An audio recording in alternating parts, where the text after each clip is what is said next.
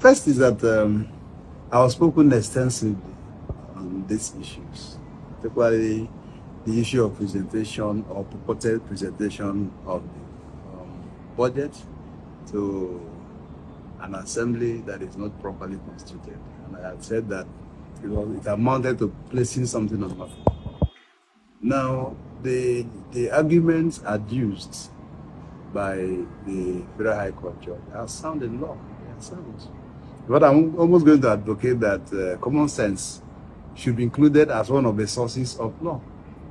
Because it is commonsensical that in a house that you have 31 members, you cannot possibly go to present a budget. Budget is about the estimate to run a state to only 4 members when the other ones are alive. Because you want to play politics. First is that, again, is this fact that what constitutes an assembly is not the building. It is the human being, the assembly members elected. And for an assembly to sit and be seen to be properly, they must have 1/3 of the members sitting and meeting. And 1/3 of 31, conservatively is 10.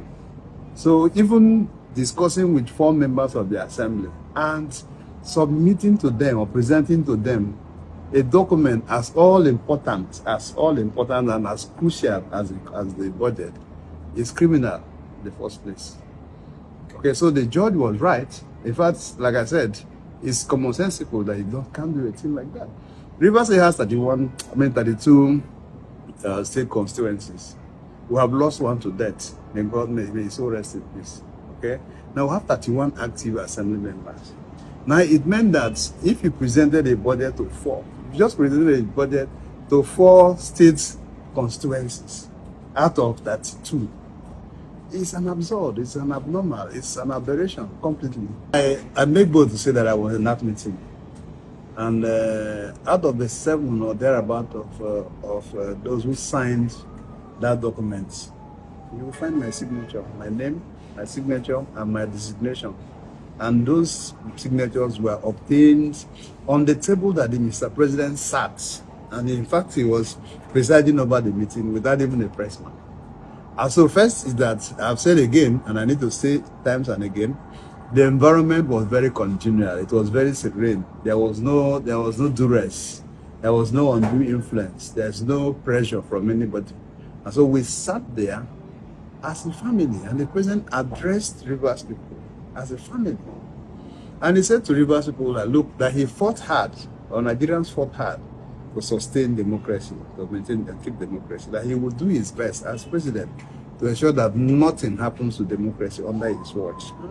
After all the counseling and all of those, very calmly, no policeman, no security man, not even his orderly, not even a pressman, just like him carry camera. He said no, that after this event, he was going to be the one to send the paper to the press. And that's happened. What happened? Now, in the 8-point proclamation document is one of these.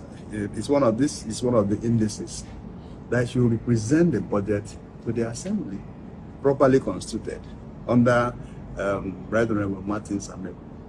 And it was part of it. And like I said, the governor signed willy-nilly. He signed. I was going to do it. But what we are seeing now is the fact that people are now cherry picking, or the government is about to cherry pick, because there are other persons who anchor around him, okay, to say to him, oh, this is an overkill.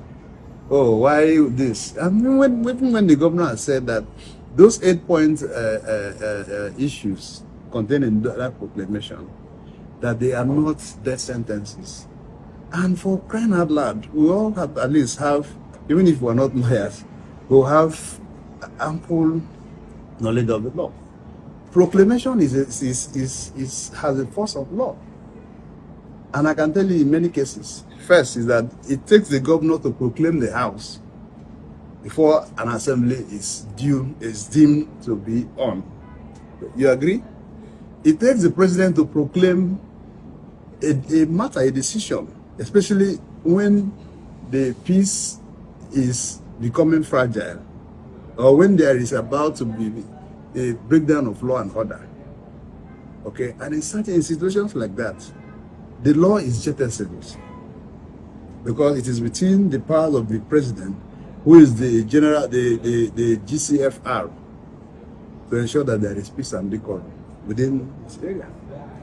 So if the governor has a right to proclaim and the house is in place, the president has a right to proclaim in a state of emergency. Rivers State was drifting into emergency.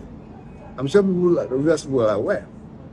It is for that reason too that the president didn't even so moto. He didn't on his own take on the assignment of calling Rivers people. No. His office was inundated with calls from Rivers people, even people from outside Rivers State, saying, look, oh, peace in Rivers State is fragile. And it's like, he said he's sitting on a time bomb. Okay? He's sitting on a keg of gunpowder that can explode anytime. So the president intervenes. Now, the assembly people who, the matters, all these matters that have been in court before the president's intervention and all that. And the president had also said, withdraw all the cases. All right? But what I'm thinking is that this one had been exhausted, date for judgment has been given. But if you ask me to, as a party, I'll speak to you now as a party, as the chairman of the political party, with the assembly members, okay, defecting to us as APC members.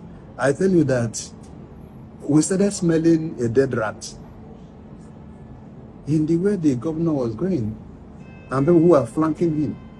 And I have mentioned to him that those who are flanking you are not your friends. They are singing Hallelujah Cross for you. When the chiefs are down, when the chicken goes home to roost, they will compose their requiem. And that's what is happening. So they're telling the governor, no, he cannot represent this. And somebody, I'm sure you heard that somebody had gone to court under the cover of some people that call themselves elders. Okay?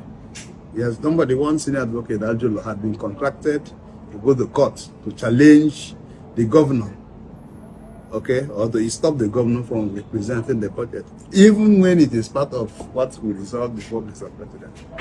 So it's some smack of uncertainty. And so I think what the law did today is to put the hammer on it. If the matter is appealed, I won't be shocked, I won't be surprised. Because the law, the people must exhaust all legal avenues and means.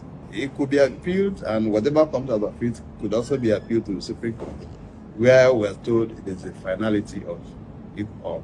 So let's see how it goes. But I have said to you that commonsensically, you and I agree, or will agree, that there is no reason for 24 being higher and above 27.